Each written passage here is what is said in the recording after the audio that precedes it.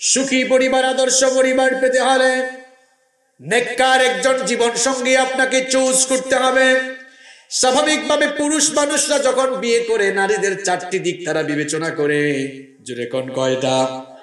আরো জোরে।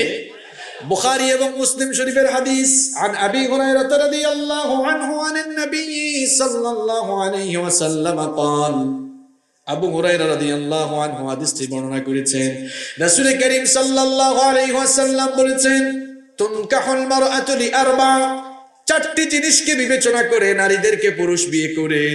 এক নাম্বার লিমালিহা, মেয়ের ধন সম্পদ। দুই নাম্বার ওয়ালি হাসবিহা, মেয়ের বংশমর্যাদা। তিন নাম্বার ওয়ালি জামালিহা, মেয়ের রূপ সৌন্দর্য। চার নাম্বার হলো ওয়ালি দীনিহা, মেয়ের দিনদারিতা। আল্লাহর নবী বললেন এই চারটি জিনিস বিবেচনা করে, চারটি দিক বিবেচনা করে পুরুষ নারীকে বিয়ে করে। নবীজি বললেন এই চারটি কোয়ালিটির মধ্যে ফাসফার বিদাতিদ দীনি তারিবাত ইয়াদাক, এই চারটি কোয়ালিটির মধ্যে সবার আগে দিনদারিতাকে প্রাধান্য দাও। সবার আগে দিনদার মেয়েকে প্রাধান্য দাও। আমার বোনেরা যারা আছেন তাদেরকেও বলবো সবার আগে দিনদার ছেলেকে প্রাধান্য দেন। আমার ভাইদেরকে বলবো সবার আগে দিনদার মেয়েকে প্রাধান্য দেন। কারণ একটি মেয়ে যতই সুন্দরী হোক না কেন, যতই রূপসী হোক না কেন, যত ভালো বংশের মেয়ে হোক না কেন, তার বাবার যতই ধন দৌলত থাকুক না কেন, মেয়েটার মধ্যে যদি দিনদারিতা না থাকে, তার মধ্যে যদি 5 ওয়াক্ত সালাতের অভ্যাস না থাকে, আল্লাহর কালাম কোরআন তেলাওয়াতের অভ্যাস না থাকে, পর্দা যদি মেনটেন না করে, এমন বেপর্দা এমন দিনহীনা মেয়েকে বিয়ে করে সংসার শুরু করলে আপনার ঘরটা জাহান্নামে পরিণত হয়ে যাবে। আর মেয়ে যদি দেখতে সুন্দরী কম হয়, রূপসী যদি কম হয়, বাবার ধন সম্পদ যদি খুব বেশি না থাকে, বংশমর্যাদা যদি অত ভালো না হয়, কিন্তু মেয়েটা যদি দিনদার হয়, আল্লাহওয়ালা হয়, 5 ওয়াক্তের নামাজি হয়, কোরআন তেলাওয়াতকারী হয়, আল্লাহর দ্বীনকে যদি সে মেনে চলে, দিনদার হয়, পর্দাশীলা হয়, এমন নারীকে বিয়ে করে সংসার শুরু করলে আপনার ঘরটা জান্নাতের রঙে রঙিন হয়ে যাবে। এই জন্য নবীজি বলেছেন আদ-দুনিয়া কুল্লুহা মাতা, দুনিয়ায় তোমরা যা কিছু দেখো দুনিয়ার সব কিছুই হলো সম্পদ। ওয়া খায়রু মাতা'আদ দুনিয়া আল মারআতুস সালিহা, আর দুনিয়ার সকল সম্পদের মধ্যে নেককার নারী হচ্ছে সর্বশ্রেষ্ঠ সম্পদ। সুবহানাল্লাহ। আপনি মনে করেন টাকা পয়সাই দুনিয়ার সবচেয়ে দামি সম্পদ, আপনি মনে করেন সোনা দানা গহনা এগুলো দুনিয়ার দামি সম্পদ। আর নবীজি বলেছেন যে তার জীবনে একজন নেককার জীবন সঙ্গী পেয়েছে, সেই ব্যক্তি জীবনের সর্বশ্রেষ্ঠ সম্পদ আল্লাহর কাছ থেকে পেয়েছে। সুবহানাল্লাহ। অন্য হাদিসে নবীজি বলেছেন যাকে আল্লাহ তাআলা একজন নেককার জীবন সঙ্গিনী দিয়েছেন, আল্লাহ তাআলা তাকে ইসলামের অর্ধেক দিয়ে দিয়েছেন। যে ব্যক্তি একজন নেককার জীবন সঙ্গী পেয়েছে, সে ব্যক্তি ইসলামের অর্ধেক নিয়ামত পেয়ে গিয়েছে। সুবহানাল্লাহ। আপনারা একটু সামনের দিকে এগিয়ে চেপে বসেন। অনেক ভাইরা তো দাঁড়ায় আছে, এদেরকে তো সুযোগ দেওয়া দরকার। একটু সামনে এগিয়ে আসে, পেছনে তাকায় আর ডান দিকে তাকান, মজার কথা চলে যাচ্ছে। নেককার নারী দুনিয়ার শ্রেষ্ঠ সম্পদ। বাইরে শুনেন, সব আছে আপনার, টাকা পয়সা, গাড়ি বাড়ি, ক্ষমতা, আধিপত্য সব আছে। ঘরে যদি বউ ভালো না থাকে অবস্থা কিন্তু খারাপ। আপনার স্ত্রী যদি ভালো না হয়, নেককার না হয়, দিনদার না হয়ে তার বিপরীত হয়, সারাদিন কাজ করে ঘরে এসে কলিং বেল চাপবেন, দেখবেন ঘরের বুয়া খুলে দিবে। এরপরে ঘরে ঢুকবেন, গোসলের জন্য আপনার কাপড় এগিয়ে দিবার মানুষ থাকবে না যদি স্ত্রী ভালো না হয়। আপনি গোসল শেষ করে খাবার দাবারে আসবেন, দেখবেন তরকারি বানাইছে ঠিক, কিন্তু একটাও মজা হয় না। চা খাইতে মন চায়, বলবে নিজেই বানায় খাও। আর যদি স্ত্রী ভালো হয়, আপনি বাসায় আসার আগ পর্যন্ত অপেক্ষা করবে। আপনি আসার আগে আপনার সব কিছু গুছিয়ে রাখবে, আপনার পছন্দের সব খাবার রান্না করে রাখবে। আপনি চা খেতে চান, বলার আগেই সেটা নিয়ে আসবে, ঠিক কিনা? একজন নেককার নারী দিয়ে যদি কেউ সংসার শুরু করতে না পারে, তাইলে কপালেও ঠাডা পড়বে, পরিবারেও ঠাডা পড়বে। বলবেন হুজুর পরিবারে ঠাডা পড়বে কেমনে? কারণ একজন নারী শুধু নারী নয়, তিনি হচ্ছেন সন্তান উৎপাদনের কারখানা। এখান থেকে সন্তান উৎপাদন হয়। আমরা জানি ফ্যাক্টরি ভালো হলে প্রোডাক্ট ভালো হয়, ফ্যাক্টরি খারাপ হলে প্রোডাক্টও খারাপ হয়। মায়ের পেটে সন্তান একদিনেই তৈরি হয়ে যায় না। আমরা সবাই তো আমাদের মায়ের পেটে ছিলাম, ঠিক কিনা? মায়ের পেটে সন্তানের যে ভ্রূণ আছে, সেই ভ্রূণ ধীরে ধীরে এর বিকাশ সাধিত হয়। হিউম্যান এমব্রায়োলজিস্ট যারা ভ্রূণ তত্ত্ব নিয়ে যারা গবেষণা করেছেন তারা বলছেন a child gets hearing before 16 weeks of birth. একটি সন্তান পৃথিবীতে আসার আগে যখন মায়ের পেটে থাকে জন্মের 16 সপ্তাহ আগে, 1 সপ্তাহ যদি 4 মাস হয় তাইলে দেখি বলেন তো 16 সপ্তাহে কয় মাস হয়? 4 সপ্তাহে 1 মাস হয়, তাহলে 16 সপ্তাহে কয় মাস হয়? আঙ্গুল দেখাই তাও পাবলিক বুঝে না, কয় মাস? অর্থাৎ মায়ের পেটে সন্তান থাকে, পৃথিবীতে আসার 4 মাস আগে যখন মায়ের পেটে থাকে তখনই সন্তান শ্রবণ শক্তি, শোনার শক্তি লাভ করে। সুবহানাল্লাহ। আপনারা বলবেন হুজুর বিজ্ঞান তো দিকে অনেক এগিয়ে গেছে। হ্যাঁ, বিজ্ঞান এগিয়েছে কিন্তু কোরআনের চাইতে আগাতে পারে নাই। এই সায়েন্টিফিক তথ্য আল্লাহর কালামের ভেতরে আছে, কারণ ইটস এ সায়েন্টিফিক বুক। আল্লাহ তাআলা বলেছেন ওয়াল কুরআনিল হাকিম, এটি বিজ্ঞানময় গ্রন্থ। আপনি আল্লাহর কালাম খুলে দেখেন, এই যে আমরা শ্রবণ শক্তি বলি এটাকে আরবিতে বলা হয় সামউন, আর আমরা যে দেখি দৃষ্টি শক্তিকে আরবিতে বলা হয় বাসার বা আবসার।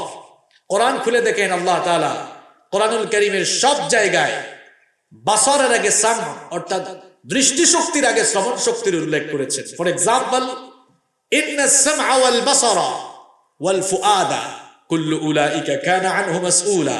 অন্য আয়াতে আল্লাহ বলেছেন ওয়াজআলা লাকুমুস সামআ ওয়াল আবসারা ওয়াল আফইদা। এভাবে আল্লাহর কালাম কোরআন আপনি খুলে দেখেন সব জায়গায় বাসারের আগে সাম অর্থাৎ দৃষ্টি শক্তির আগে শ্রবণ শক্তির কথা আল্লাহ বলেছেন। এজন্য আধুনিক যুগের সমস্ত মুফাসসিরগণ এই আয়াতগুলোর সায়েন্টিফিক এক্সপ্লেনেশন করেছেন এভাবে, যেহেতু আল্লাহ তাআলা কোরআনের ভেতরে দৃষ্টি শক্তির আগে শ্রবণ শক্তির কথা বলেছেন, তার মানে একটি শিশু দেখার আগে শোনার শক্তি লাভ করে। সুবহানাল্লাহ।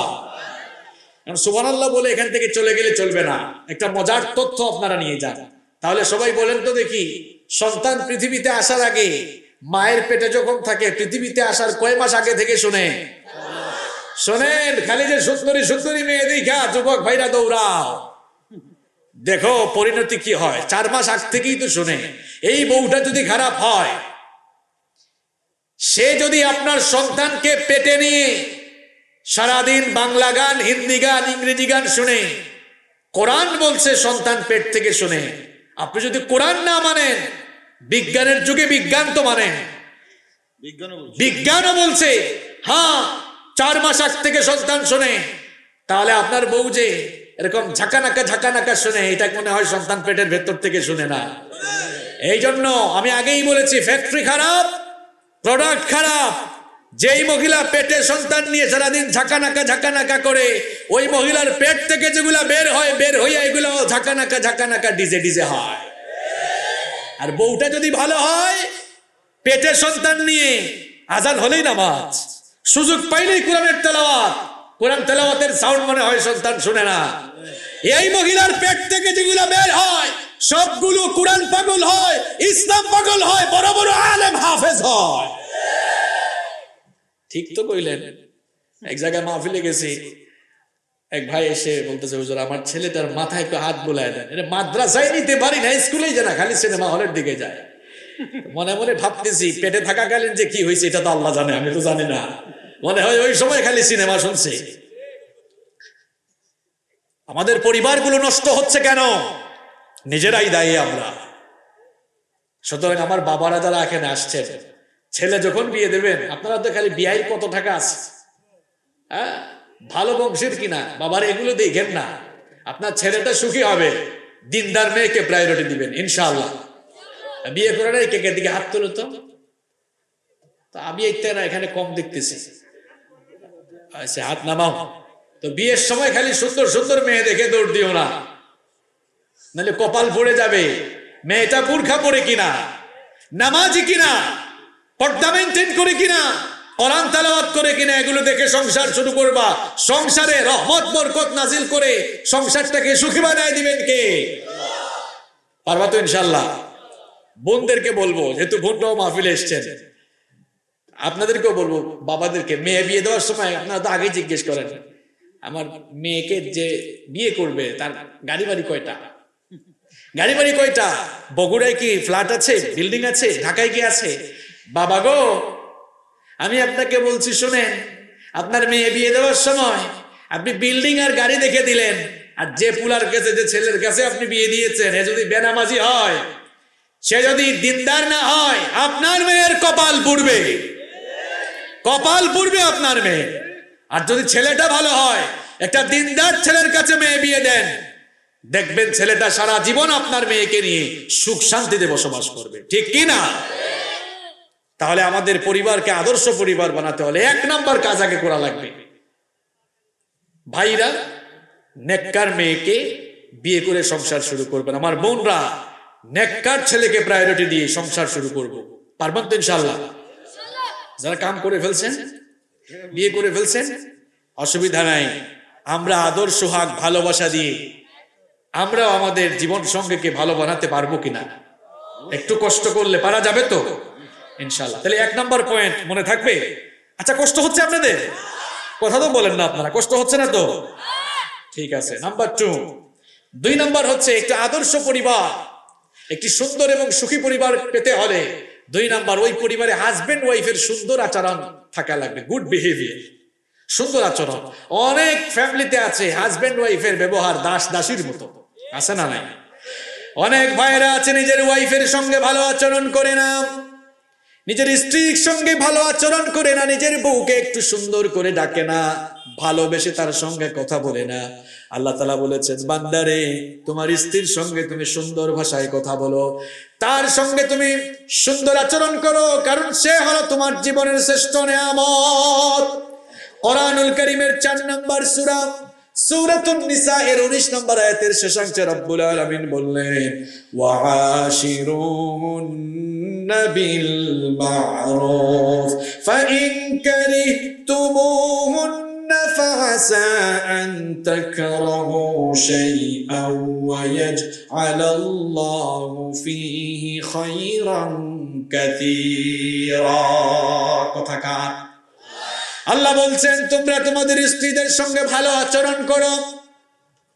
যদি তুমি তোমার স্ত্রীর সঙ্গে ভালো আচরণ না করো, তাহলে তুমি বান্দারে জেনে রেখো, এমন জিনিসকে তুমি অপছন্দ করলে যার মধ্যে আল্লাহ তাআলা তোমার জীবনের কল্যাণ দেখেছিলেন। আপনি কল্যাণের জায়গা চিনেন নাই, বরকতের জায়গা চিনেন নাই, নিজের ওয়াইফের সাথে ভালো আচরণ করেন। অনেক ভাইরা আছে নিজের বউকে একটু সুন্দর নামে ডাকেও না, বাসায় গিয়ে বলে, হাই কই দিকে আসো, এরকম বলে কিনা? বলেন তো, নিজের বিবিদের সাথে এমন খাটাসের মতো আচরণ করা কি নবীর চরিত্র নাকি? রোমান্স আর ভালোবাসা আপনি নায়ক নায়িকা, গায়ক গায়িকা থেকে শিখবেন না, শিখবেন যার জীবনী থেকে, তিনি মুহাম্মদ সাল্লাল্লাহু আলাইহি ওয়াসাল্লাম। আম্মা জান আয়েশা রাদিয়াল্লাহু আনহা বলেছেন, আমার নাম তো আয়েশা, নবীজি আমাকে বড় ভালোবাসতেন, মাঝে মাঝে ভালোবেসে তিনি আমাকে হুমায়রা বলে ডাকতেন। Humaira, it's an Arabic word, এর অর্থ হলো লাল, লাল সুন্দরী, মানে আমার লাল সুন্দরী বউ। কই আপনি ভাবিকে কোনোদিন গিয়ে বলছেন, কই গো আমার লাল সুন্দরী বউ? এটা লোকে হাসে, এটাকে হাসাহাসির জিনিস মিয়া। আপনার স্বাস্থ্য খারাপ কি এমনি হয়েছে? যার স্বাস্থ্য খারাপ তার মানে বউর সাথে তার ঝামেলা আছে, তরকারি মজা হয় না। কি ভুল বলেছি? অবশ্য আপনাদের চেহারা বড় তাজা তাজা লাগতেছে, তার মানে মহব্বত আছে, ঠিক না? আলহামদুলিল্লাহ বলেন। আম্মা জান আয়েশা রাদিয়াল্লাহু আনহা বলেছেন, নবীজি আমাদের সাথে এত সুন্দর আচরণ করেছেন, মনে করেন আপনি সারাদিন ঘরের বাইরে ছিলেন, বাসার বাইরে ছিলেন, সন্ধ্যাবেলা এসে দেখেছেন আপনার ঘরের বউ এখনো রান্না বান্না করে নাই, মাথা গরম হবে না নরম হবে? তো নিজেরাই স্বীকার করছেন গরম হয়, তো গরম হওয়া কি নবীদের চরিত্র নাকি? আম্মা জান আয়েশা রাদিয়াল্লাহু আনহা বলেছেন, নবীজি সারাদিন কাজ শেষ করে বাসায় ফিরে আসলে মাঝে মাঝে এমন হতো, দেখতেন এখনো রান্না বান্না হয় নাই, ঘরে খাবার নাই, কিংবা খাবার আছে এখনো প্রস্তুত হয় নাই। আল্লাহর কসম, নবীজিকে কোনোদিন আমি রাগ করতে দেখি নাই, বরং নবীজি এসে বলতেন, মুচকি হেসে দিয়ে বলতেন, আয়েশা গো, রান্না এখনো হয় নাই তো কি হয়েছে, আমাকেও রান্নাঘরে নিয়ে চলো, আমি তরকারি কেটে তোমাদেরকে আজ সহযোগিতা করব। ওই ভাবিকে কোনোদিন পেঁয়াজ কেটে সহযোগিতা করেছেন? একটু আলু টালু কাটেন না মাঝে মাঝে।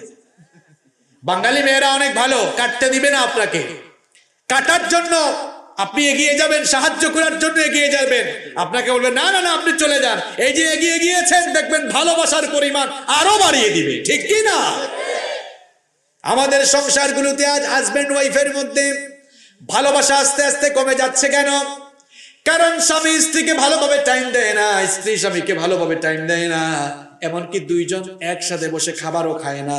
স্বামী স্ত্রী দুইজনে মিলে খাবার খাওয়াও কিন্তু নবীর সুন্নাত। আম্মা জান আয়েশা রাদিয়াল্লাহু আনহা বলেছেন, আমি খাবার খেতে বসতাম, আমি যখন কোনো হাড্ডি বা মাংস চিবাতাম, আমার নবী মাঝে মাঝে সেই হাড্ডি বা মাংসের টুকরা আমার হাত থেকে ছিনিয়ে নিয়ে যেখানে ঠোঁট লাগিয়ে আমি খেতাম, নবীজি ঠিক ওই জায়গায় ঠোঁট লাগিয়ে খাওয়া শুরু করতেন। আবার আম্মা জান আয়েশা রাদিয়াল্লাহু আনহা বলেছেন, আমি যেই গ্লাসে পানি পান করতাম, গ্লাসের যেই অংশে ঠোঁট লাগিয়ে আমি পানি পান করতাম, নবীও ওই গ্লাসে ঠিক ওই অংশে ঠোঁট লাগিয়ে পানি পান করেছেন। সুবহানাল্লাহ। আমাদের অবস্থা হলো এমন, হাজবেন্ড ওয়াইফের গ্লাসই আলাদা করে ফেলছে। আলাদা কেন, ভাবি আর আপনার গ্লাস একটা হবে, পারবেন তো ইনশাআল্লাহ? এক কাপে চা কফি শেয়ার করবেন, ভালোবাসা বাড়বে না কমবে? আজকে কিন্তু ভাবিরা সব শুনতেছেন, বাসায় যান, আজ আপনার খবর আছে, বলবে হুজুর সব শিখাই দিছে তাও তুমি করো না কেন? সব করা লাগবে, পারবেন তো ইনশাআল্লাহ?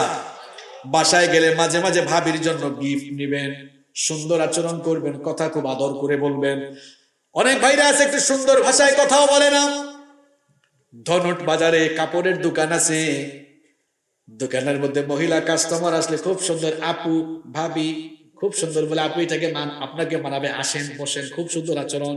ওই সময় ভাবি ফোন দিলে কয়, হাই ফোন ধর, টাইম করো, আছে আছে। খালি ভাইদের দোষ দিয়ে লাভ নাই, এমন কিছু খাটাস ভাবিও আছে। ভাই ভাবিকে খুব ভালোবাসে, দুপুরবেলা ফোন দিয়েছে, কই গো তুমি কি করতেছো? কি করতেছো মানে, আমার তো বানাইছো তোমার ঘরের দাসী। কিন্তু পাশের বাড়ির ভাই এসে বলতেছে, ভাই কি বাড়িতে আছেন? ভাবি বলতেছে, না তোমার ভাই বাড়িতে নাই, আমি আছি। দেখেন আওয়াজটা সুন্দর না অসুন্দর? আল্লাহ বলেছেন, খবরদার পরপুরুষের সঙ্গে আকর্ষণীয় ভাষায় কথা বলো না, দেশ টাকার। আমার বোনদেরকে বলবো, নিজের হাজবেন্ডের সঙ্গে আকর্ষণীয় ভাষায় কথা বলেন। আপনার প্রতি তার অ্যাট্রাকশন বাড়ানোর জন্য যা করার করেন, কিন্তু খবরদার আকর্ষণীয় ভঙ্গিতে পরপুরুষের সঙ্গে কথা বলা যাবে না। কারণ কথার নাম লতা। কথার নাম আপনাদের লতা কয় না লতি কয়? লতি লতা তো একই জিনিস, কথা শুরু হইলে এটা বাড়তেই থাকবে। এজন্য আমার বোনদেরকে বলবো, খবরদার এটা করবেন না। হাজবেন্ড ওয়াইফ একজন আরেকজনের সাথে সুন্দর আচরণ করবেন। ভাইদের উদ্দেশ্যে তো অনেক কথা বললাম, বোনরা ওনাদের উদ্দেশ্যে তো কিছু বলা দরকার, যেহেতু ওনারা আসছে, তাই না? আমার বোনদেরকে বলবো, নিজের হাজবেন্ডের খেদমত করবেন। আপনাদের জন্য জান্নাতে যাওয়া অনেক সহজ। নবীজি মাত্র 4টি কাজ করার কথা বলেছেন। নবীজি বলেছেন 4টি কাজ করো আর নারীরা সহজেই জান্নাতে ঢুকে যাও। আল্লাহর নবী বলেছেন, ইদা সাল্লাত আল মারআতু খামসাহা ওয়া সামাত শাহরাহা ওয়া হাফিজাত ফারজাহা ওয়া আতাআত যাওজাহা। কয়টা কাজ? নবীজি বলেছেন, যদি কোনো মহিলা 5 ওয়াক্তের নামাজের হেফাজত করে, 2 নাম্বার ওই মহিলা যদি তার স্বামীর আনুগত্য, স্বামীর খেদমত করে, স্বামীকে যদি সন্তুষ্ট করে, 3 নাম্বার যদি তার সতীত্বের হেফাজত করে, রমজান মাসে রোজা রাখে, এই 4টি কাজ করলে আল্লাহ তাআলা ওই নারীকে কিয়ামতের দিন দেখে বলবেন, আমার বান্দি জান্নাতের যেই দরজা দিয়ে বেহেশতে ঢুকতে মন চায়, সেই দরজা দিয়ে ঢুকে তুমি আমার জান্নাতে দাখিল হয়ে যাও। এই জন্য আমার বোনদেরকে বলবো, স্বামীদেরকে বেশি বেশি ভালোবাসুন, সময় দেন। নবীজি বলেছেন, দুনিয়ায় মানুষ মানুষকে সাজদা দেওয়া হারাম। মানুষ মানুষকে সাজদা দেওয়া যদি জায়েজ হতো, তাহলে নারীদেরকে বলতাম তারা যেন প্রত্যেক দিন তাদের স্বামীকে সাজদা দেয়। সুবহানাল্লাহ। যেন আমার বোনদেরকে বলবো, স্বামীর খেদমত করুন, স্বামীর আনুগত্য করুন, স্বামীকে সন্তুষ্ট করুন। আর ভাইদেরকে বলবো, নিজের স্ত্রীকে ভালোবাসুন। স্ত্রীকে যে যদি না বাসেন, চেহারা সুরত কিন্তু খারাপ হয়ে যাবে। বেশি রাগায়েন না। বউ কিন্তু যারা বিয়ে করছেন তারা জানেন এটা খুব সাংঘাতিক জায়গা। একটু চেতায় দিবেন, তরকারিতে লবণ লাগবে না, আপনাকে কিন্তু সব সময় মুসিবতে রাখবে, ঠিক কিনা কন? বউকে ভালোবাসেন, সময় দেন, মাঝে মাঝে গিফট করবেন, ওনার এক্সপেকটেশন গুলো আপনি জানবেন, ওনাকে রেসপেক্ট করে কথা বলবেন, সুন্দর ভাষায় মার্জিত ভাষায় কথা বলবেন। পরিবারে বরকত দিবেন কে? হাজবেন্ড ওয়াইফের ঝগড়াঝাটি এখন দেখতে পারেন একজন আরেকজনকে, হাজবেন্ড একদিকে ওয়াইফ একদিকে। এখন পরকীয়া আমাদের সমাজে আমাদের দেশে বাড়তেছে না কমতেছে? এর মূল কারণ হাজবেন্ড ওয়াইফ একজন আরেকজনকে টাইম দেয় না। আপনার স্ত্রীকে আপনি টাইম দিবেন, বোনদেরকে বলবো স্বামীকে সব সময় সময় দিবেন, চোখে চোখে রাখবেন, বেশি বেশি ভালোবাসবেন, বরকত পরিবারে বাড়বে না কমবে? আমি এই তারা যে হাসি হাসতেছে, আমি মনে মনে কইতেছি, ইস হুজুর যে কথাগুলো বলতেছেন একটাও তো কমন পড়ে না। তো কমন পড়বে ইনশাআল্লাহ। আচ্ছা, কয়টা বললাম? দুইটা। কয়টা পয়েন্ট বলছি? কষ্ট হচ্ছে আপনাদের? নাম্বার 3, একটি আদর্শ পরিবার পেতে হলে আমাদেরকে 3 নাম্বার যে কাজ করতে হবে, আমাদের পরিবারে সালামের পরিবেশ নিশ্চিত করতে হবে। সালাম, এখন আমরা সালাম দিই না, কই হাই। এখন বাপ ছেলে মেয়েকে বলে হাই আব্বু, হাই আম্মু। আপনারাও ফ্রেন্ডদের সাথে দেখা হইলে বা ফেসবুকে নক করেন হাই। এখন তো আরেকটা বের হয়েছে হেই। বগুড়া তো মনে হয় হাই আর হেই নাই। আচ্ছা, হাই আর হেই এগুলোর কোনো অর্থ হইল? দেখা হয়েছে আপনি সালামে না দিবেন, সালাম মানেই তো দোয়া। সালামের মাধ্যমে 4টি লাভ হয়, 4টি ফায়দা হয়। কয়টা? আরো জুড়ে কয়টা? আরো জুড়ে 4টা। 1 নাম্বার, সালাম দিলেই দোয়া বিনিময় হয়ে যায়। সুবহানাল্লাহ। সালাম মানেই তো দোয়া। আসসালামু আলাইকুম ওয়া রাহমাতুল্লাহ, তোমার উপরে আল্লাহর রহমত শান্তি বর্ষিত হোক। আবার সেও বলল ওয়ালাইকুম আসসালাম ওয়া রাহমাতুল্লাহ, তোমার উপরেও আল্লাহর রহমত শান্তি বর্ষিত হোক। সুবহানাল্লাহ। 1 নাম্বার দোয়া, সালামের মাধ্যমে দোয়া বিনিময় হয়। 2 নাম্বার, সালাম দিলে নেকি হয়, হাই হ্যালো কইলে কি নেকি হয়? কিন্তু নবীজি বলেছেন, কেউ যদি বলে আসসালামু আলাইকুম 10টা নেকি, কেউ যদি সালামটা আরেকটু বাড়ায় আসসালামু আলাইকুম ওয়া রাহমাতুল্লাহ 20টা নেকি, কেউ যদি সালামটা আরেকটু বৃদ্ধি করে আসসালামু আলাইকুম ওয়া রাহমাতুল্লাহি ওয়া বারাকাতু এতটুকু বৃদ্ধি করে সালাম দিলে 30টা নেকি আমলনামায় দিবেন কে? তাহলে ডেইলি যদি আপনি 100 মানুষকে সালাম দেন, 30 100 3000। আপনি যদি 100 মানুষকে হাই হ্যালো কোন, কোনো সওয়াব নাই। সালামটা দেওয়ার দরকার আছে না নাই? এখন সালাম আমরা অশুদ্ধ করে দিব না শুদ্ধ করে দিব? অশুদ্ধ সালাম দেয়, বিশেষ করে মহিলারা বলো স্টাইল করে সালাম দেয়, আসসালামু আলাইকুম, আসসালামু আলাইকুম। এই সালাম কি বগুড়াতে আছে? দেখি শুদ্ধ করে আপনারা সবাই আমাকে একটা সালাম দেন। হ্যাঁ, আসসালামু আলাইকুম ওয়া রাহমাতুল্লাহি ওয়া বারাকাতুহু। আপনারা সালাম দিয়েছেন, আমি জবাব দিচ্ছি ওয়া আলাইকুমুস সালাম ওয়া রাহমাতুল্লাহি ওয়া বারাকাতুহু। আবার অনেকে কয় আসসালামু আলাইকুম, আসসালামু আলাইকুম। হায় রে হায়, সালামের 12টা বাজাই দিছে। এরা আলেমরা আছেন। সাম অর্থ কি? হ্যাঁ, মৃত্যু। সাম অর্থ মৃত্যু, সালাম অর্থ শান্তি। একটা আরেকটার বিপরীত, তাই না? শুনেন, একটা ঘটনা আমার মনে পড়ছে, বলবো। এক ইহুদি নবীজিকে সালাম দিয়েছে, আসসালামু আলাইকুম, খুব দ্রুত দিয়ে ফেলেছে। নবীজি বললেন ওয়া আলাইকুম। আয়েশা রাদিয়াল্লাহু আনহা বললেন, নবী গো, লোকটা আপনারে সালাম দিল, আপনি ওয়া আলাইকুম বললেন কেন? পুরোটা জবাব দিলেন না? নবীজি বলেন, আয়েশা, হে সালাম দেয় নাই, টিটকারি করছে আমার সাথে। সে বলেছে আসসালামু আলাইক, মানে তুমি মরে যাও। তা আমি বলছি ওয়া আলাইকুম, তুমি যা আমার উপরে যে বদদুয়া করেছো তোর উপরে ওই ঠাডা করুক।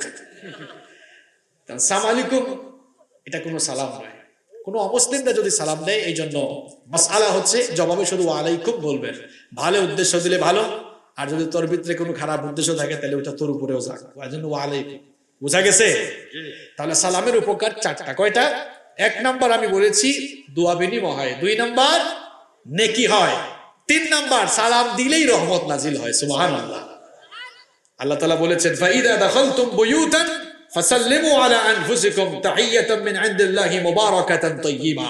ঘরে ঢুকলেই সালাম দিবা, এটা তোমাদের জন্য বরকত নাজিলের কারণ হবে। সুবহানাল্লাহ। আনাস রাদিয়াল্লাহু আনহুকে নবীজি বললেন, আনাস, ঘরে ঢুকলেই সালাম দিও, এতে করে তোমার ঘরের মধ্যে বরকত নাজিল করবেন কি? আল্লাহ। সুবহানাল্লাহ তো কইলেন মজা করে, কি ঘরে গিয়ে সালাম দেন আপনারা? মনেই থাকে না। মনে না থাকলে হবে, ভাবিকে গিয়ে সালাম দিবেন। আজকে কিন্তু ভাবি রেডি, ভাবি কিন্তু রেডি সালাম নেওয়ার জন্য। তো ভাবিদেরকে বলবো, এত রেডি হয়ে থাকেন না, সালাম আগে দিলে ভালো না খারাপ? আমরা অনেকে সালাম আগে দিতে চাই না, এক মুরব্বী চাচা চৌরাস্তায় দাঁড়িয়ে আছে, কিছু যুবক পাশ দিয়ে যাচ্ছে, সালাম দেয় নাই। ডাক দিয়ে কয়, এই বেয়াদব, তোর বাপের নাম কি রে? আদব কায়দা শেখায় নাই তো, সালাম দিলে না কেন? চাচা আপনাকে সালাম দিলে তো কি হয়েছে, আপনি আগে দিয়ে দিতেন, আগে দিলে দেখতেন এই পুলারা, এই ছেলেরা পরবর্তীতে আপনাকে দেখলে 1 কিলোমিটার থেকেই 1 কিলোমিটার দূরে থাকলেই আপনি প্রস্তুত নেবেন, এই সবাই রেডি থাক, চাচা কিন্তু সাংঘাতিক, আসলেই সালাম দেয়, সবাই প্রস্তুত থাক। তাহলে আপনি যদি ধমক না দিয়ে সালাম দিতেন, লাভ হইতো কিনা? সালাম আগে দিব আমরা, পারবো তো ইনশাল্লাহ। ঘরে গিয়েছেন, ভাবিকে বলবেন আসসালামু আলাইকুম, সালাম দিবেন। যতই রাগ করুক, সালাম দিলে আর রাগ করে থাকা যায়? যে আমরা অনেক সময় হাই হ্যালো বলি। এক লোক বউর সাথে ঝগড়া করে বেরোইছে, রাস্তায় বসে আছে, একজন গিয়ে বলছে হাই গুড মর্নিং, এদিকে আয়, কানের মধ্যে থাপ্পড় লাগাবো, এটা কি আমার জন্য গুড মর্নিং? বউর সাথে ঝগড়া করে আসছে। এখন আপনি যদি হাই গুড মর্নিং না বলে গিয়ে সালাম দেন, যতই মন খারাপ থাকুক, সালামের জবাবটা দিবে কিনা? নিজের ওয়াইফকে গিয়ে সালাম দিবেন। আবার অনেকে বিপদেও করে। এক ভাই একদিন বলবো সালাম দিয়া তো বিপদে পড়ছিলাম। কি হয়েছে? কয়েক কলিং বেল চাপছি, আমার বউ দরজা খুলে দিয়েছে। এরপরে বললাম আসসালামু আলাইকুম। আমার বউ সালামের জবাব না দিয়ে কয়, ফাইজলামি করো, আমারে তুমি চিনো না? আমরা ভেবেছি সালাম শুধুমাত্র পরিচিত আর স্পেসিফিক কিছু মানুষকে দেওয়া যায় না। সালাম পরিচিত অপরিচিত সবাইকে দেওয়া যায়। সালামের 3 নম্বর ফজিলত বলেছি, বরকত নাজিল করেন কে? 4 নম্বর ফজিলত হলো, যারা সালাম দেয়, যে ব্যক্তি সালামের জবাব দেয়, দুজনের জিম্মাদারি হয়ে যান আল্লাহ। সুবহানাল্লাহ। ঘরে সালামের পরিবেশ নিশ্চিত করবেন আপনারা। বাবা ছেলেকে সালাম দিবেন, আসসালামু আলাইকুম আব্বু, তুমি নামাজ পড়েছো? মেয়েকে দিবেন আসসালামু আলাইকুম মাগো, নামাজ পড়েছো? আপনার ছেলে মেয়ে তো আপনার কাছ থেকে না শিখবে। আপনি দিয়ে দিলে দেখবেন আর আপনি সালাম দেওয়ার সুযোগই পাবেন না, আপনার ছেলে মেয়ে পাইলেই সালাম দিবে আপনার। সালামের পরিবেশ পরিবারে, সমাজে, সব জায়গায় আমরা নিশ্চিত করতে পারবো তো ইনশাআল্লাহ। তা ক্লাস টেস্ট হোক। আমরা 3টা বলেছি। 1 নম্বর বলেছি আদর্শ নেককার জীবন সঙ্গে নির্বাচন করা। 2 নম্বর কি বলেছি? সুন্দর আচরণ থাকা স্বামী স্ত্রীর মধ্যে। 3 নম্বর সালামের পরিবেশ নিশ্চিত করা। 4 নম্বর আনতাজআলাল বাইতা মাকানান লিযিকরিল্লাহ, ঘরকে আল্লাহর জিকিরের ঘর বানাতে হবে। ঘরের মধ্যে সব সময় যেন আল্লাহর জিকির হয়, কোরআন তেলাওয়াত হয়, সেই ব্যবস্থা করতে হবে। এখন আমাদের মুসলমানদের ঘরে ঘরে গানের আওয়াজ বেশি, কোরআনের আওয়াজ কম, কোরআন তেলাওয়াতের সাউন্ড কম। এজন্য ঘরের ভেতরে শয়তান একেবারে তার আড্ডাখানা বানিয়ে রেখেছে। ঘরের ভেতর থেকে রহমত চলে গিয়েছে, কারণ ঘরের ভেতরে কোরআনের তেলাওয়াত নাই। নবীজি বলেছেন ঘরের ভেতরে বেশি বেশি কোরআন তেলাওয়াত করো। বিশেষ করে যেই ঘরের মধ্যে সূরা বাকারা তেলাওয়াত হয়, সেই ঘরে কোনো শয়তান থাকতে পারে না। সুবহানাল্লাহ। এইজন্য ঘরের মধ্যে কোরআনের তেলাওয়াত আমরা বাড়াবো না, কমাবো। আল্লাহ তৌফিক দান করেন। 5 নম্বর হলো ঘরের মধ্যে নামাজের পরিবেশ নিশ্চিত করা। ঘরের মধ্যে কি আপনি নামাজের পরিবেশ নিশ্চিত করবেন? নিজেই তো আপনি নামাজ পড়েন না, নিজেই তো আপনি নামাজে যান না। আরে মানুষ কেমনে নামাজ ছেড়ে দেয়? আমরা সবাই ইমানদার না বেঈমান? এই বুঝে আওয়াজের দোষা, নিজেকে ইমানদারও আপনারা বলতে পারেন না। আমরা সবাই ইমানদার না বেঈমান? আরো জোরে বলেন, আর একটু জোরে বলেন। এখন বলেন তো, একজন মানুষ ঈমান আনার পরে আসলেই সে ঈমানদার কিনা যাচাই করার প্রথম মানদণ্ড বা মাপকাঠির নাম কি? গুড, বলতে পেরেছেন। ভালো করে বুঝেন, শিক্ষিত মানুষ আপনারা। একজন মানুষ ঈমানদার কিনা তা যাচাই করার মানদণ্ড বা মাপকাঠির নাম সালাত। কারণ প্রত্যেক দিন মুয়াজ্জিন নামাজে আসার জন্য আজান দেয় কয়বার? ভালো করে শুনে শিক্ষিত মানুষ আপনারা, আজানের প্রথম বাক্য লা ইলাহা ইল্লাল্লাহ নাকি আল্লাহু আকবার? আল্লাহু আকবার। আচ্ছা আমার বাবারা, আমার ভাইরা, বলেন তো দেখি, আল্লাহ যদি চাইতেন আজানের প্রথম বাক্য লা ইলাহা ইল্লাল্লাহ হতে পারতো কিনা? আরেকটু জোরে বলেন। কিন্তু আল্লাহ তাআলা লা ইলাহা ইল্লাল্লাহ প্রথম বাক্য দিলেন না, বরং আজানের প্রথম বাক্য হলো আল্লাহু আকবার, আল্লাহু আকবার। এখন আমি যদি প্রশ্ন করি, বলেন তো দেখি, আজানের প্রথম সেন্টেন্স কেন আল্লাহু আকবার, আল্লাহু আকবার হলো? এর মধ্যে একটা সিগনিফিকেন্স লুকিয়ে আছে। এই জিনিসটা বুঝলে আপনি নামাজ ছাড়তেন না। শুধুমাত্র আজানের প্রথম সেন্টেন্সটা বুঝলেই একজন মানুষ আর নামাজ ছাড়তো না। আল্লাহু আকবার কেন আজানের প্রথম বাক্য, এটা বুঝতে হলে অর্থের দিকে মনোযোগী হতে হবে।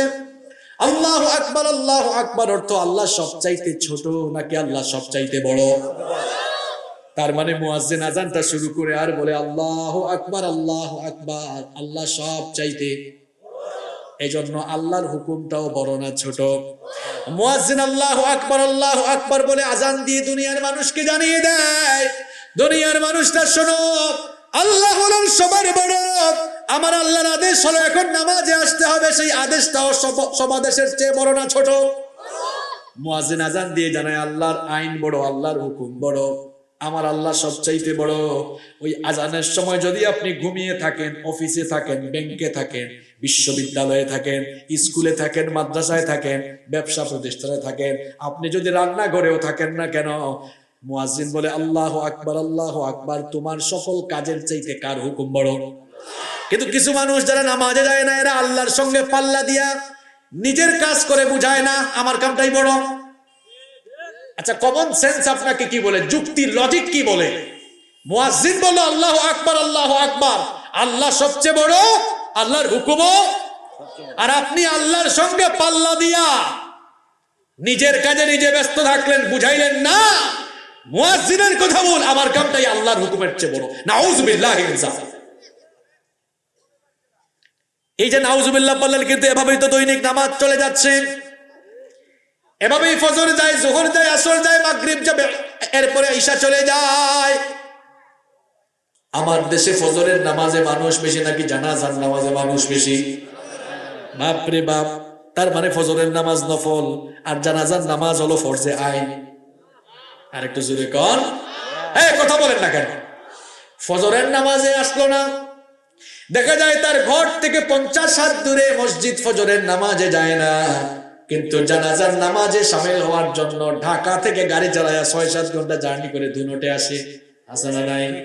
কি ব্যাপার, তার এত গরজ কেন?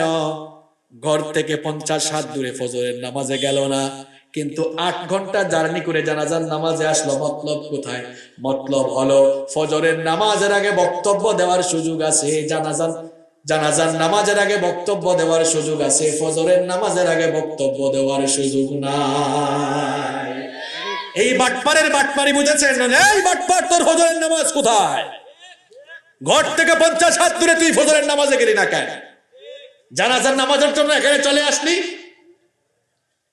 কেন? আপনারা নামাজ ছেড়ে দেন, অনেকে ওয়াজ শুনে যায়, বাড়িতে গিয়ে ঘুমায়, ফজরের নামাজটা পড়ে না। বলেন ওয়াজ বড় না নামাজ বড়? আপনি নামাজটা ছেড়ে দিচ্ছেন কেন? আপনি নামাজ ছেড়ে দেন, নামাজ ছেড়ে দিলে খুশি হয় কে? আর একটু আস্তে বলেন, নামাজ ছাড়লে খুশি হয় কে? আর নামাজ আদায় করলে খুশি হয় কে? বাবা বাবা, কি বুদ্ধিমান মানুষ আপনারা, কি সুন্দর জবাব দিলেন। এবার চুপ থেকে নিজের বিবেককে প্রশ্ন করুন। ফজরের নামাজে ঘুমাইয়া থেকে আপনি কাকে খুশি করে, কার গোলামি করে আপনি দিন শুরু করেন? নিজের বিবেককে প্রশ্ন করেন। প্রত্যেক দিন 5 ওয়াক্তের ফরজ নামাজ ছেড়ে দিয়ে কাকে খুশি করছেন, কার গোলামি করছেন? নিজের বিবেককে প্রশ্ন করুন, নিজের বিবেককে প্রশ্ন করুন আপনি। কিছু মানুষ আছে সারা সপ্তাহ নামাজে যায় না, শুধু সপ্তাহে একদিন জুমার নামাজে যায়। অবশ্য এই ধরনের মানুষ এই ধর্মটা না কেন নাই? আপনারাই বলছেন আছে, তার মানে এলাকায়। আচ্ছা, এক সপ্তাহে একদিনে নামাজ হলো 5 বার, জোরে কোন কয়বার? তাহলে এক সপ্তাহ সমান 7 দিন, 5 7 কত হয়? 35 বার। ও জুমার নামাজি ভাই, আপনি যে সপ্তাহে মাত্র একদিন নামাজে গেলেন, তাহলে 35 ওয়াক্তের মধ্যে আল্লাহর গোলামি করলেন কয়বার? আরো জোরে বলেন, কয়বার? আরো জোরে। আর 34 ওয়াক্ত নামাজ ছেড়ে দিয়ে শয়তানের গোলামি করলেন কয়বার? এইভাবে পুরা সপ্তাহে একবার আল্লাহর গোলামি করে 34 বার শয়তানের গোলামি করে আল্লাহর গোলাম পরিচয় দিতে কি আপনার একটু লজ্জা করে না? আনুপাতিক হারে তো দেখা যাচ্ছে আপনি আল্লাহর গোলামের চাইতে শয়তানের গোলামি বেশি করে আপনি শয়তানকেই আপনি আপনার মালিক বানিয়ে শয়তানের কাছে আপনি দাস হয়ে গিয়েছেন, ঠিক কি না? লজ্জা থাকা উচিত আপনার। শুধু লজ্জা শরমের জন্য না, জাহান্নামে যাওয়ার শখ উঠছে কার কার হাত তুলেন দেখি। একজনেরও না। এই ছোট্ট বাচ্চাটা আওয়াজ দিয়েছে, আপনারা কি করেন? জাহান্নামের আগুন আপনি সহ্য করতে পারবেন? দুনিয়ায় যে আগুন, এটা জাহান্নামের আগুনের 70 ভাগের 1 ভাগ। আমার মা বোনদেরকেও বলবো, আমার ভাই, আমার বাবা, সবাইকে আমি বলবো, আল্লাহর ওয়াস্তে নামাজ ছাড়িয়েন না। দুনিয়ার আগুনে আপনাকে ফেললে 30 সেকেন্ডও থাকবেন না। এই আগুনের চাইতে আরো 69 ভাগ বেশি তীব্র দহন শক্তি সম্পন্ন আগুন জাহান্নামের আগুন। এটা আপনি সইতে পারবেন না।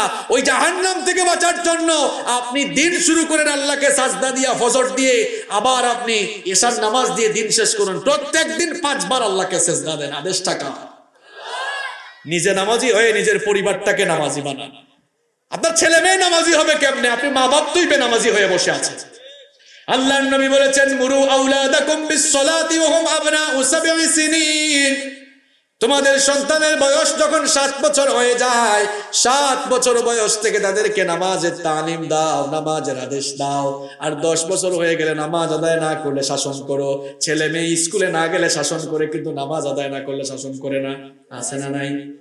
আমার ভাইদেরকে বলবো, মসজিদে আসলেই আপনারা বাচ্চাদেরকে মসজিদে আনবেন, তবে একেবারে লেদা পেদা ছোট বাচ্চা না, 7 বছর হইলে তারপরে আনবেন। অনেকে আছে আবার বাচ্চাদেরকে মসজিদে আনলে বিরক্ত হয়। আছে না নাই?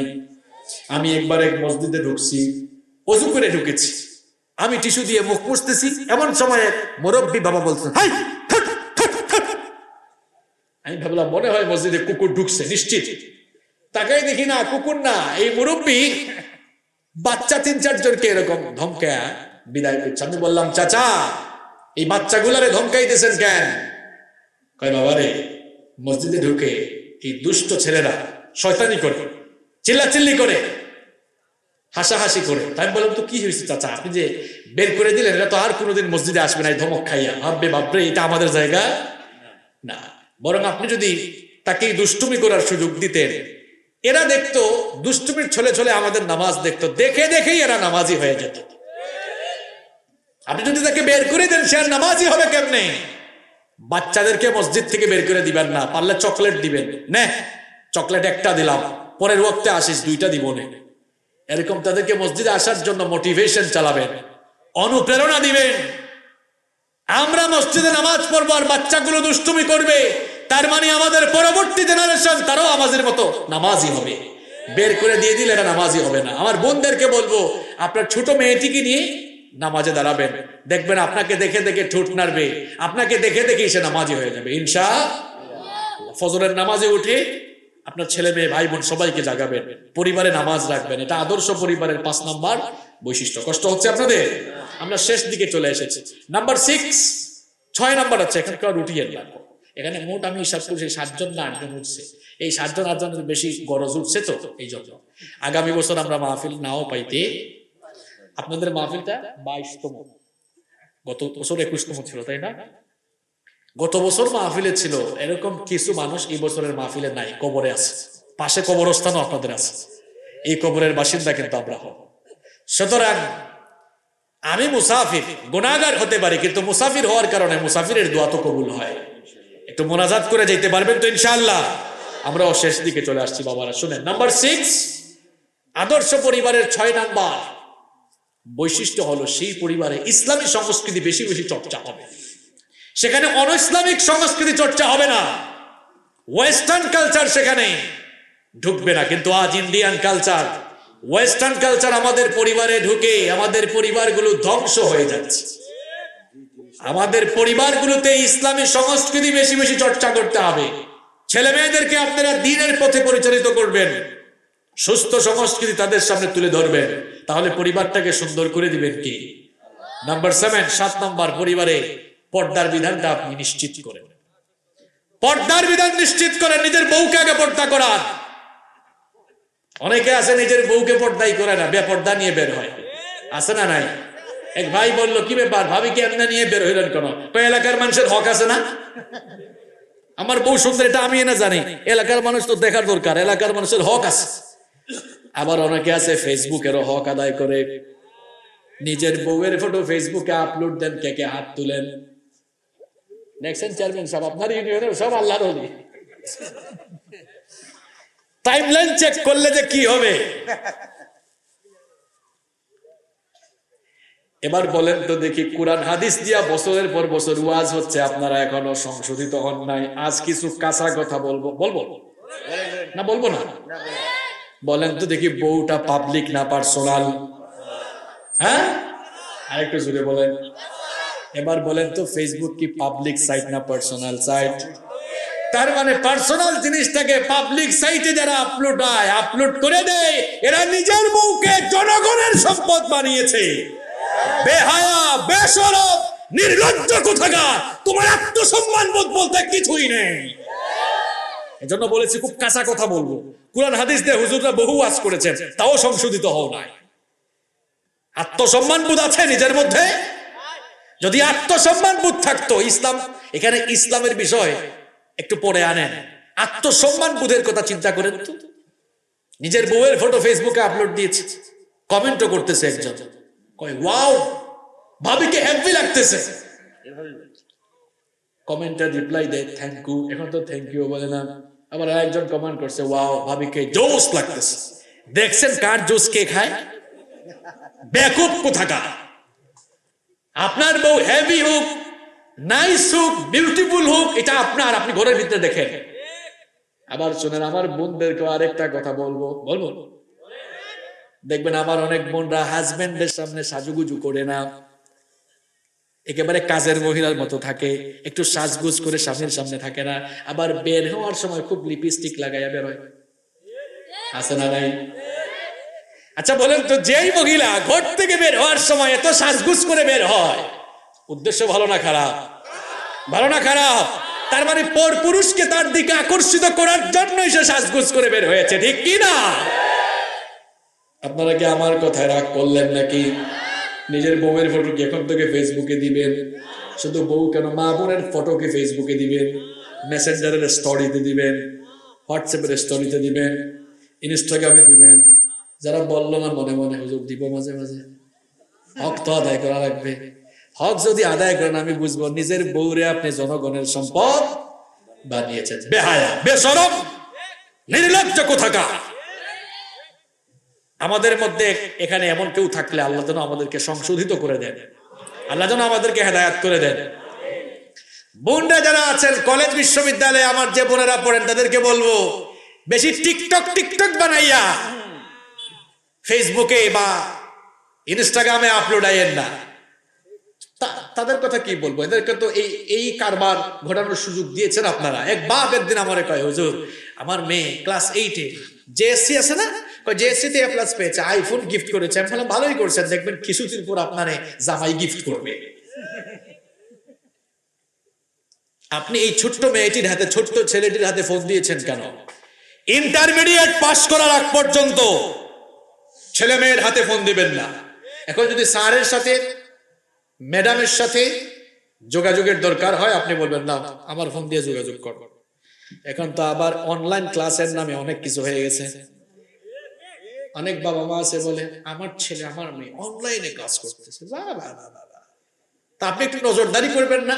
এরা জুম অ্যাপস কে মিনিমাইজ করে ফেসবুক অ্যাকাউন্ট খুলে ওখানে কাম সারতেছে, তারপরে ইউটিউবের মধ্যে ঢুকে সিনেমা দেখতেছে। আপনি একটু নজরদারি চালাবেন না? সন্তানকে আপনি ছেড়ে দিয়েছেন। আমাদের অবস্থা হলো এমন, আমরা চলাফেরা করি আমেরিকান স্টাইলে, ক্ষতিগ্রস্ত হলে বিচার চাই সৌদি স্টাইলে। এই দিহান আনুষ্কার পরিণতির জন্য কি শুধু দিহান আর আনুষ্কা দায়ী? এই দুইটা নাম ভুলে গেছেন আপনারা? দিহান আর আনুষ্কার কথা মনে আছে? মা বাপ দুজনেই চাকরি করে, তাদের মেয়ে কোন বাসায় কার সাথে গিয়ে গ্রুপ স্টাডি করে কি করে মা বাপ কিছুই জানে না। আপনি এমনি ছেড়ে দিয়েছেন কেন? আপনার ছেলে মেয়েকে কোথায় যায় কি করে নজরদারি চালানোর দায়িত্ব আপনার। পরিবার নষ্ট হচ্ছে, এত ওয়াজ করে কি হবে? আগে পরিবার, আমাদের পরিবার ঠিক হইলে সব ঠিক হয়ে যেত, ঠিক কিনা? কন মূল ওয়াজ না হচ্ছে আজকে, জাতের ওয়াজ হচ্ছে একেবারে। পরিবার ঠিক করে রাখবেন, নিজের বউকে পর্দা, মেয়েটাকে পর্দা করা। আপনি যে আপনার মেয়ে কলেজে যায় এরকম আপনার দেখতে নিজের কাছে খারাপ লাগে না? এই বয়সটা তো আপনি ক্রস করে আসছেন।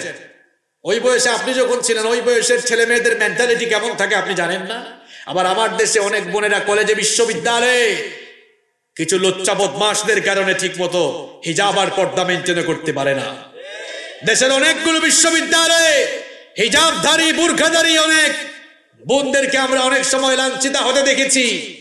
যারা কলেজ ক্যাম্পাসে, বিশ্ববিদ্যালয় ক্যাম্পাসে আমার বোনদেরকে পর্দা করতে দেয় না, বোরখা পরিধান করতে দেয় না, তার মানে হচ্ছে এদের অন্তরের মধ্যে, মনের ভেতরে লুচ্চামির খায়েশ মিটাবার জন্যই তারা এই কাজ করে। তোমার যদি এতই যদি নিকাব খুলতে মন চায়, ঘরে গিয়া নিজের বউয়ের নিকাব খুলো। ক্যাম্পাসে, বিশ্ববিদ্যালয়ে একটা মেয়ে, তার নিকাব তুমি খুলতে চাও কেন? এখন আবার অনেকে বলে এরা নাকি নারী প্রগতিশীল, নারী আন্দোলনের নেতৃবৃন্দ। তারা বলে ইসলাম পর্দার নাম করে নারীকে ঘরে আটকায় রেখেছে। আহারে, মায়ের চেয়ে মাসির দরদ বেশি। এরা কি করেছে? যারা এমন কথা বলে এরা আজ পৃথিবীতে নারীকে ভোগ্য পণ্য বানিয়েছে। আপনারা যারা দেশ বিদেশ ঘুরেছেন দেখেছেন, 5 স্টার 7 স্টার হোটেলের রিসেপশনে তারা মেয়েদেরকে সাজায়া গুছায়া পণ্য বানায়া রেখেছে। যারা নারী আন্দোলনের কথা বলে, এদের কাছে আজ নারীরা সবচেয়ে বেশি লাঞ্ছিত হচ্ছে।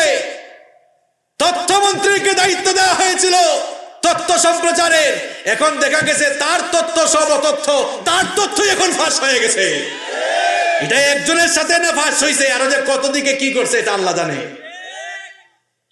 এই টাকলাই ফেসবুকে তার ভিডিও ভাইরাল হচ্ছে। সে বেশ কিছুদিন আগে বক্তব্য দিয়েছে কিভাবে মানুষ মেয়ের গায়ে হাত তুলে এটা করে সেটা করে। শুনছেন বক্তব্যটা আপনার? দেখছে? হ্যাঁ, নারীর পক্ষে এত দরদ যার বেশি, এরাই সুযোগ পাইলে নারীদেরকে একেবারে নষ্ট করে ফেলে। ঠিক কিনা বলেন? এই দেশের আলেম ওলামা যারা, তারা নারী শিক্ষার বিরুদ্ধে নয়,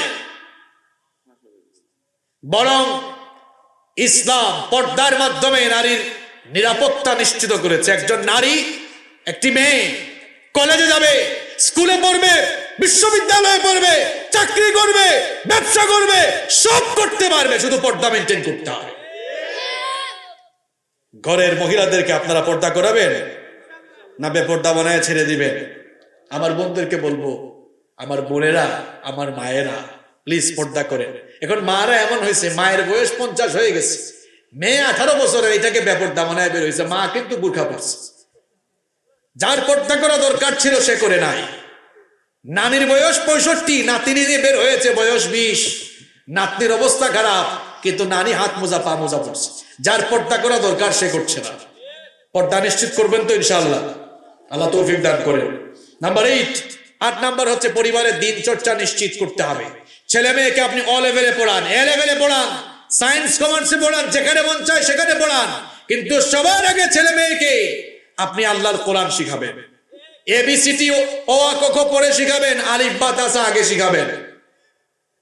সন্তানদের মধ্যে দ্বীনি শিক্ষা নিশ্চিত করুন, তাহলে তার নৈতিক মান উন্নত হবে। আর যদি তাকে দ্বীনি শিক্ষা না দেন, সন্তান হবে ঠিক, এটা কুসন্তান হবে, সুসন্তান হবে না। নাম্বার 9, পরিবারের মধ্যে সময় সচেতনতা বৃদ্ধি করুন, টাইম মেনটেন করুন সবকিছুতে, পরিবারের এতে সুন্দর হবে। নাম্বার 10 নাম্বার, পারিবারিক গোপনীয়তা নিশ্চিত করুন। পরিবারের কথা বাইরে বলা যাবে, ঘরের কথা বাইরে যে কয় সে হলো একটা বেকুব। ঘরের কথা বাইরে বলা যাবে না। নাম্বার 11 নাম্বার, সন্তানের হক নিশ্চিত করুন। আমাদের দেশে, হ্যাঁ আমাদেরও শেষ হয়ে গেছে, 11 নাম্বার আমি বলছি, সন্তানের হক নিশ্চিত করবেন। আমার দেশে বিভিন্ন জায়গায় এখন ওয়াজ মাহফিলে হুজুরদেরকে বলে, হুজুর একটু মা বাবার খেদমতের ওয়াজ করেন তো। আমি বলছি ওয়াজ এখন উল্টায় দেন, বলেন সন্তানের হক নিয়ে ওয়াজ করতে। এক লোক গাছ লাগায় নাই, গাছ থেকে ফল আশা করেছে। গাছ না লাগিয়ে যেমন গাছ থেকে ফল আশা করা বোকামি, ঠিক তেমনি ভাবে সন্তানের হক আদায় না করে ওই সন্তানের কাছ থেকে খেদমতের আশা করাটাও বোকামি। সন্তানের একটা হক আপনি আদায় করে নাই, তার সুন্দর একটা নামও রাখেন নাই, নাম রাখছে মন্টু, বল্টু, ছন্টু, মিন্টু। সাগর নদী, এখানে সাগর থাকলে আবার রাগ করেন না। ছেলের নাম সাগর, মেয়ের নাম নদী। সাগর বড় হইয়া টি শার্টে লিখছে সাগরের বুকে নদী, আর নামও রাখছে দেখছেন ছেলে সাগর মেয়ে নদী। এই লোকটারে যদি আল্লাহ আরো কিছু ছেলে মেয়ে দেয়, তো তার নাম রাখার যে সিস্টেম, এই সিস্টেম বলে বাকিগুলার নাম হইতে পারে আগের গুলা যেহেতু সাগর নদী, পরের গুলা খাল বিল পুকুর নদী কুয়া, কারণ আগের গুলোর নাম এরকম। ছেলের নাম রেখে দিয়েছে তুফান। বললাম তুফান ডাকছেন কেন? কয় হুজুর অবস্থা বুঝে ব্যবস্থা নিয়েছে, তুফানের সময় হয়েছে এই জন্য তুফান। মেয়ের নাম রাখছে বৃষ্টি। বৃষ্টি কে আছে? আছে না? তোমার কাছে খবরও আছে। বলে বৃষ্টির সময় হয়েছে তো অবস্থা বুঝে ব্যবস্থা, বৃষ্টি রাখছে। তুফানের সময় হয়েছে বলে তুফান, আর বৃষ্টির সময় হয়েছে বলে যদি বৃষ্টি হয়, তো এখন যদি বজ্রপাতের সময় আরেকটার জন্ম হয়, নাম কি রাখবেন? ঠাডা পড়ছে। আপনি তো অবস্থা বুঝে ব্যবস্থা নেন, সন্তানের হক আদায় করেন, তার সুন্দর নাম রাখেন, নবীদের সঙ্গে মিলিয়ে, সাহাবীদের সঙ্গে মিলিয়ে কিংবা আলেমদের সঙ্গে পরামর্শ করে নাম রাখেন। আপনার ছেলে মেয়েকে পর্দা নিশ্চিত করেন, তাকে কোরআন হাদিস শিখান, দ্বীন শিখান, তার সব হক আদায় করেন। দেখবেন আর হুজুরদের ওয়াজ করা লাগবে না। এই সন্তানের হক আপনি মা বাপ হয়ে যখন আদায় করবেন, এই সন্তান নিজেই আপনার খেদমত করবে। আর সন্তানের হক যদি আপনি নষ্ট করেন, keep in your mind, the old home is waiting for you. বৃদ্ধাশ্রম আপনার জন্য অপেক্ষা করছে। যদি আপনি সন্তানের হক নষ্ট করেন, আবারও বলছি, keep in your mind, the old home is waiting for you. বৃদ্ধাশ্রম আপনার জন্য অপেক্ষা করছে। সন্তানের হক আদায় করবেন। নাম্বার 12, 12 নম্বর হচ্ছে ফ্যামিলির সবার পারস্পরিক হক আদায় করবেন। নাম্বার 13, 13 নম্বর, নিজের পরিবারটাকে যেন দ্বীনের পথে আপনি রাখতে পারেন। নিজের পরিবারের জন্য দোয়া করবেন কার কাছে? আমাদেরকে দোয়া শিখিয়েছেন, রব্বানা হাব লানা মিন আজওয়াজিনা ওয়া যুররিয়াতিনা কুররাতা আয়ুনিন ওয়াজআলনা লিল মুত্তাকিনা ইমামা। আল্লাহ তাআলা দোয়া শিখিয়েছেন, আমার কাছে দোয়া করো, আমাদের স্ত্রী আর সন্তানদেরকে আমাদের জন্য চক্ষু শীতলকারী বানিয়ে দেন। বলেন আমিন। এই যে 13টা কথা বললাম, 13টা কথা যে বললাম, এই 13টা কথা যদি আমল হয়, পরিবারে আর অশান্তি থাকবে, বিশৃঙ্খলা থাকবে? তাহলে এই বছরের ওয়াজ শুনে, এই বছরের তাফসীরুল কোরআন মাহফিল শুনে আমরা কি এই সিদ্ধান্ত নিতে পারি আমাদের পরিবারকে আদর্শ পরিবার বানানোর জন্য প্রত্যেকে এই 13টা আমল, মা বোনেরা, আমার ভাইরা, বাবারা, সবাইকে এই 13টা কাজ আমরা করতে পারবো? আল্লাহ তাআলা আমাদেরকে তৌফিক দান করেন। আল্লাহুম্মা আমিন। রব্বানা যালামনা আনফুসানা ওয়া ইন লাম তাগফির লানা ওয়া তারহামনা লানাকুনান্না মিনাল খাসিরিন। ربنا آتنا في الدنيا حسنة وفي الآخرة حسنة وقنا عذاب النار وقنا عذاب القبر وقنا عذاب الحشر وقنا عذاب السكرة الموت وقنا عذاب يوم القيامة رب العالمين।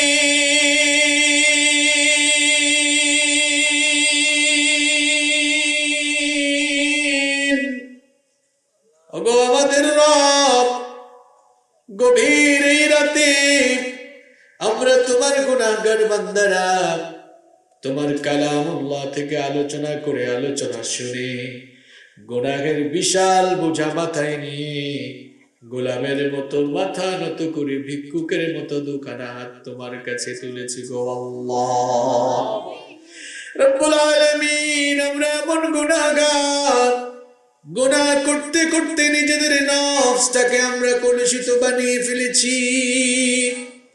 আমরা এমন পাপী, পাপের দুনিয়ায় ডুবতে ডুবতে, নিমজ্জিত হতে হতে সেই পাপের দরিয়ার অতল তলদেশ আমরা স্পর্শ করে ফেলেছি। ওগো রব, যতই আমরা গুনাহগার হই না কেন, তুমি তো আমাদেরকে বলেছো লা তাকনাতু মির রাহমাতিল্লাহ। তুমি তো বলেছো বান্দারে, যতই তোরা গুনাহগার হোস না কেন, আমার রহমত থেকে নিরাশ হয়ে যাস না। ওগো আল্লাহ, এই জন্য তোমার রহমতের আশা করে অসংখ্য মুসলমান নরনারী নিয়ে তোমার কাছে হাত তুলেছি মাবুদ। অগরব গুনার এই বিশাল বোঝা মাথায় নিয়ে আমরা অন্ধকার কবরে যেতে চাই না। জানি না কখন আমরা কে অন্ধকার কবরে চলে যাই। গত বছর এই মাহফিলে ছিলেন, এমন কেউ কেউ এই বছর মাহফিলে থাকতে পারেন নাই, কবরের বাসিন্দা হয়ে গিয়েছে। আমাদের পাশেই কবরস্থান রয়েছে, এই কবর আমাদের ঠিকানা হয়ে যাবে। বিজ্ঞান তথ্য প্রযুক্তি এখন অনেক উন্নত সমৃদ্ধ আর বিকশিত হয়েছে। এখন ঘরে বসে গোটা পৃথিবীর খবর নেওয়া যায়। রব্বুল আলামিন ঘরে বসে গোটা দুনিয়ার খবর নেওয়া গেলেও আমরা তো কেউ জানি না আমাদের কার জন্য কাফনের কাপড় এসে দোকানে রেডি হয়ে আছে। জানি না কখন আমাদের গা থেকে দামি দামি কাপড়গুলো খুলে সাদা কাফন দিয়ে কখন যে পেঁচিয়ে ফেলা হয়। জানি না কখন আমাদেরকে মাটির তৈরি অন্ধকার কবরে ঢুকে যেতে হয়। আল্লাহ, তুমি আমাদেরকে মাটি দিয়ে সৃষ্টি করেছো, মাটির তৈরি শরীর নিয়ে আগুনের তৈরি জাহান্নামে আমরা পড়তে পারবো না গো আল্লাহ। আমরা যদি এই গুনার বোঝা নিয়ে কবরে যাই, জাহান্নামের আযাব ছাড়া কিছুই নসিব হবে না। ওগো আল্লাহ, চেয়ে দেখো আমরা তোমার গুনাহগার বান্দারা জীবনের সকল গুনাহের উপরে লজ্জিত হয়ে তোমার কাছে ভিক্ষার হাত তুলেছি। আল্লাহ, তোমার সঙ্গে ওয়াদা করছি আর গুনাহ করব না। আমাদেরকে তোমার দরবার থেকে তুমি খালি হাতে ফিরাইয়া দিও না। আল্লাহ, আমরা তোমার দরজার ভিখারি, তুমি যদি খালি হাতে ফিরাইয়া দাও, কার কাছে যাব, কার কাছে চাইবো, কার কাছে গিয়ে আবেদন করব? আল্লাহ গো, আমরা ছাড়াও তোমার অসংখ্য গোলাম আছে, কিন্তু তুমি ছাড়া তো আমাদের কোনো মাবুদ নাই। রব, তুমি যদি ফিরিয়ে দাও, কোথাও আমাদের যাওয়ার জায়গা নেই।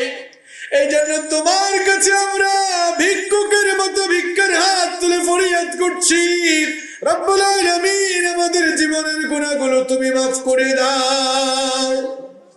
আমরা যারা হাত তুলেছি আমাদের সকলকে বেগুনাহ বানিয়ে মাসুম বানিয়ে বাড়িতে ফিরিয়ে দাও। রব্বুল আলামিন, আমাদের সবাইকে 5 ওয়াক্তের নামাজি বানিয়ে দাও। আমরা শয়তানের ওয়াসওয়াসায় পড়ে, শয়তানের ধোঁকায় পড়ে অনেক নামাজ ছেড়ে দিয়েছি। রব্বুল আলামিন, আমরা যেন মৃত্যু মৌতের আগ পর্যন্ত নামাজ ছাড়তে, আমরা যেন নামাজ না ছাড়ি, আমরা যেন প্রত্যেক দিন 5 ওয়াক্ত নামাজ জামাতের সঙ্গে আদায় করতে পারি, সেই তৌফিক আমাদেরকে দান করে দাও। রব্বুল আলামিন, আমাদের ছেলে মেয়েগুলোকে নামাজি বানায় দাও। বিশেষ করে এই এলাকার আমার যুবক ভাইগুলোকে নামাজি বানিয়ে দাও। আমাদের যাদের সন্তান রয়েছে, রব্বুল আলামিন, আমাদের সন্তানগুলোকে আমাদের জন্য চোখের যন্ত্রণাকারী না বানিয়ে তাদেরকে আমাদের জন্য চক্ষু শীতলকারী বানিয়ে দাও। রব্বুল আলামিন,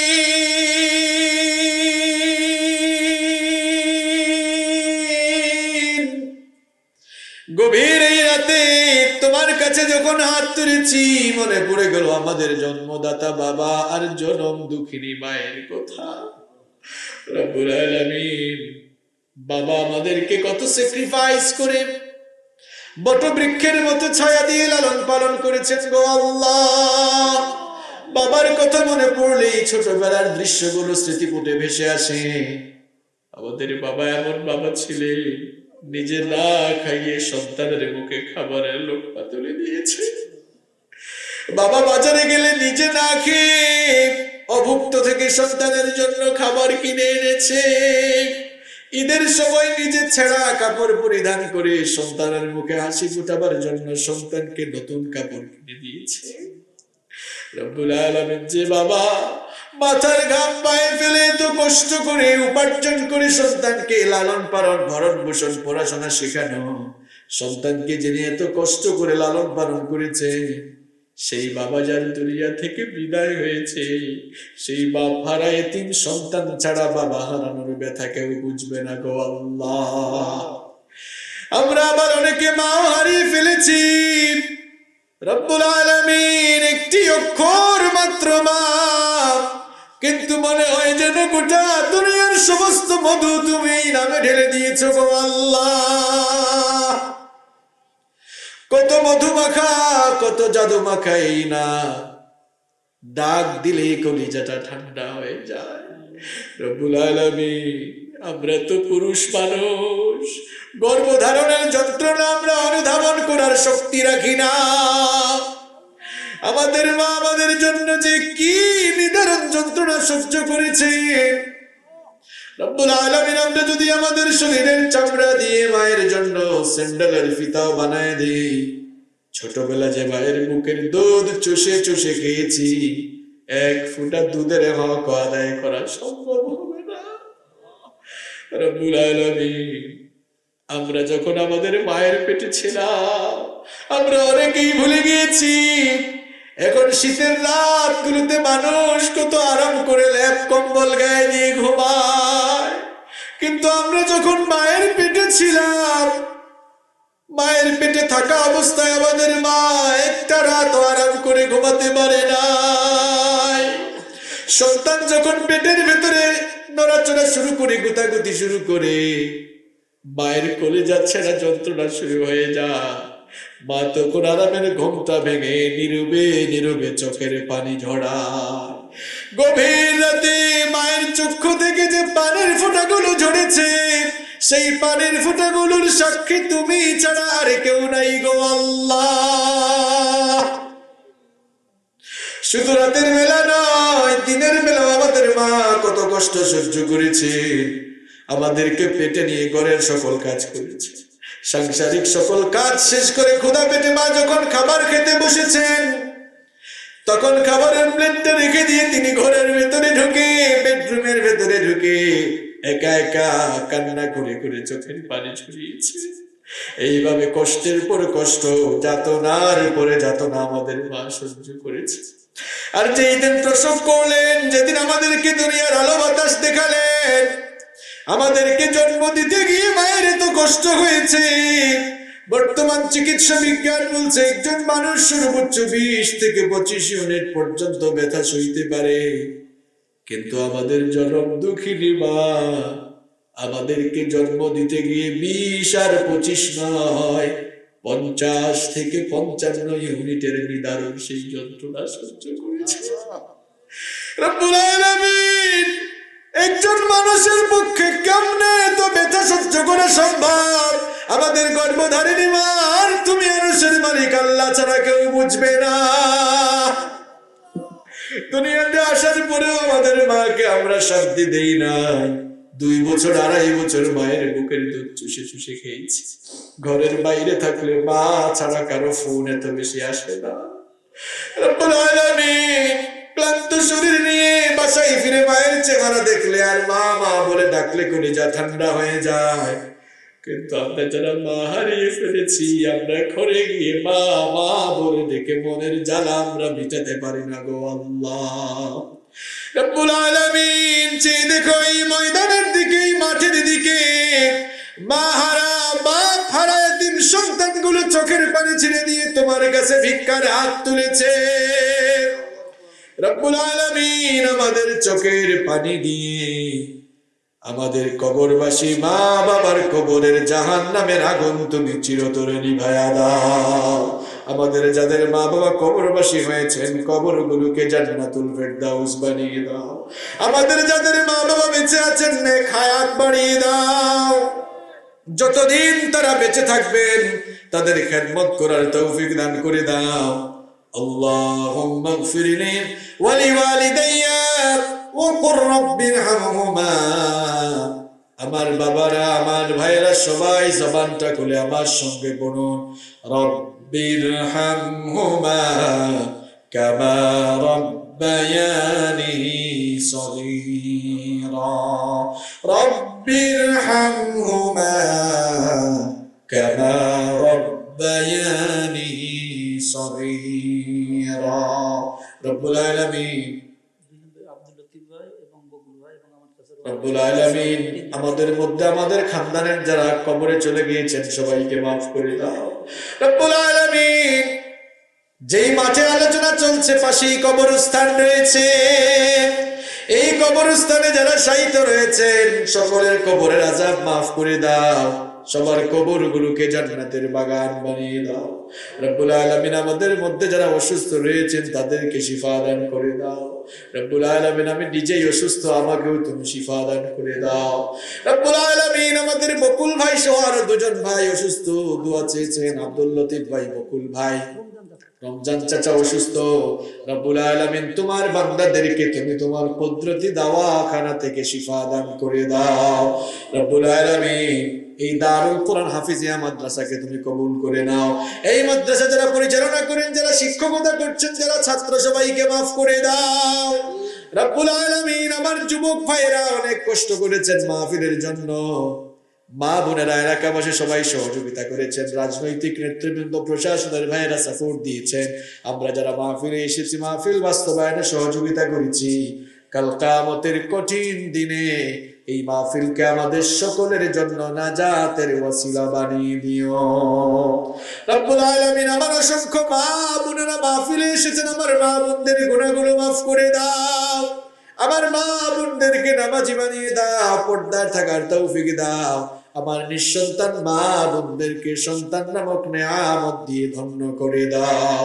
রব্বুল আলামিন আমার মিডিয়ার ভাইদের গুনাহগুলো মাফ করে দাও। তাকওয়ার সঙ্গে এই ময়দানে তাদেরকে কাজ করার তৌফিক দান করে দাও। রব্বুল আলামিন মাহফিলের সম্মানিত সভাপতি, সম্মানিত প্রধান অতিথি সহ বিশেষ অতিথিবৃন্দ যারা ছিলেন সবার নাম আপনার জানা। রব্বুল আলামিন সবাইকে মাফ করে দাও, তাদের সকলকে ইসলামের খেদমতে কোরআনের জন্য কাজ করার তৌফিক দান করে দাও। রব্বুল আলামিন আমরা যারা কোরআনের দাওয়াত বাংলাদেশের দিক দিগন্তে ছড়িয়ে দেওয়ার জন্য কাজ করি, রাস্তাঘাটে আমরা কত এতিম অবস্থায় চলাফেরা করি আল্লাহ তুমি জানো। জীবনের রিস্ক নিয়ে আমরা দেশের এই প্রান্ত থেকে ওই প্রান্তে ছুটে যাই। রব্বুল আলামিন রাস্তাঘাটে পথ চলাচলে তুমি আমাদের জন্য হেফাজতকারী হয়ে যাও। রব্বুল আলামিন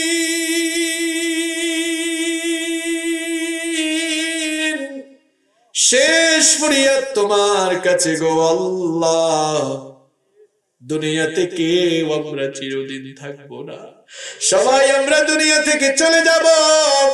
আমরা তো গুনাহগার মানুষ, আমাদের গুনাহের জন্য গাড়ির নিচে ফেলে দিয়ে অ্যাক্সিডেন্ট করে কঠিন কঠিন রোগ দিয়ে পায়খানা প্রস্তাবে বিছানায় ঘোরাঘুরি করে এমন জিল্লতি আর বেইজ্জতির মওত আমাদেরকে দিও না। রব্বুল আলামিন আমাদেরকে ইজ্জতের হায়াত আর ইজ্জতের মওত নসিব করে দিও। মওতের সময় যখন আসবে আমাদেরকে পবিত্র বানিয়ে আমাদের জবান থেকে তুমি সেই মধুর কালেমা নসিব করে দিও, লা ইলাহা ইল্লাল্লাহ মুহাম্মাদুর রাসূলুল্লাহ। আসসালামু আলাইকুম ওয়া রাহমাতুল্লাহি ওয়া বারাকাতুহু।